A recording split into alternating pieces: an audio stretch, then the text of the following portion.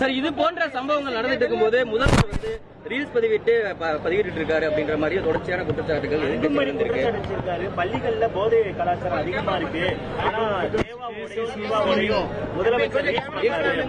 அதாவது கொடுமை என்னன்னா, சொந்த அப்பா சொல்றாங்க இவன் தூங்கும் போது தலைவரிச்சு என்ன கொலை பாக்குறான் அன்புமணி என் பையன், என்ன இது ஒரு கேவலமான செயல் இருக்கா?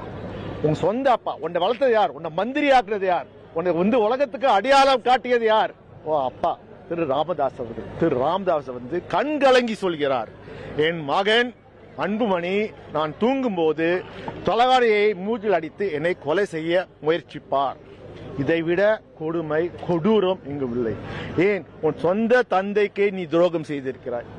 அவரு இந்த பக்கம் எடப்பாடியாரு அவர் யார் அவரை வளர்த்து விட்டாரோ அவர்கள் கட்சிக்கே துரோகம் செய்திருக்கிறார். அதனால் சொல்கிறேன், இவர்களெல்லாம் தமிழ்நாட்டுக்கு துரோகம் இழைக்கின்ற மோடி கூட்டணி துரோக கூட்டணியா, தமிழ்நாட்டுக்கு நன்மை செய்கின்ற முத்துவேல் கருணாநிதி ஸ்டாலின் கூட்டணியா? இதெல்லாம் மக்களுக்கு